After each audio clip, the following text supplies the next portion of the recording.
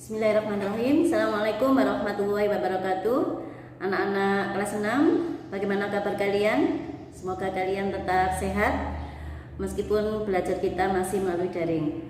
Anak-anak, hari ini kita akan belajar di tema 1 tentang selamatkan makhluk hidup, di subtema 1 tumbuhan sahabatku di muatan bahasa Indonesia.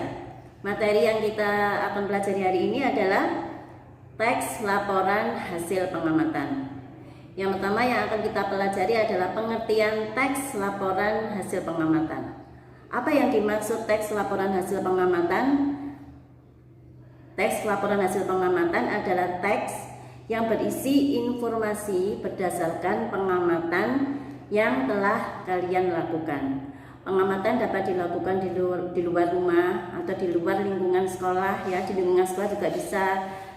Contohnya kalian mengamati tanaman, mengamati hewan, dan lain sebagainya. Anak-anak, isi dari teks laporan hasil pengamatan yang pertama adalah informasi umum yang berisi tentang apa saja yang telah kalian lihat dari pengamatan tersebut. Yang kedua, fakta-fakta atau hasil dari pengamatan kalian. Dan yang ketiga, kesimpulan atau simpulan. Anak-anak, dalam sebuah teks laporan hasil pengamatan ada ide pokok. Ide pokok adalah gagasan utama atau masalah pokok yang dibahas dalam sebuah paragraf. Biasanya dalam sebuah paragraf ada satu ide pokok. Anak-anak, kita lanjut ya. Yang kedua, kita akan belajar tentang ide pokok dalam sebuah teks laporan pengamatan. Ide pokok adalah inti atau gagasan utama yang terdapat dalam sebuah teks laporan pengamatan.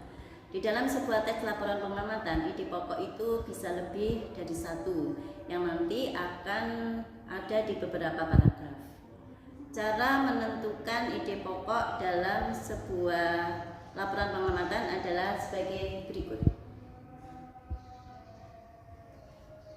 Anak-anak, setelah kalian menemukan ide pokok dalam setiap paragraf, kalian dapat menulis ulang setiap ide pokok tersebut dalam bentuk diagram.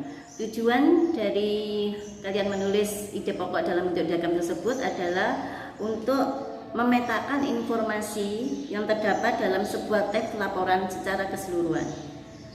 Berikut contoh penyajian ide pokok dalam bentuk diagram.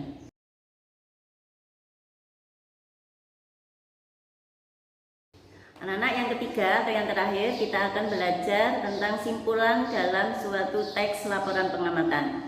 Simpulan atau kesimpulan adalah ikhtisar akhir dari sebuah teks laporan pengamatan.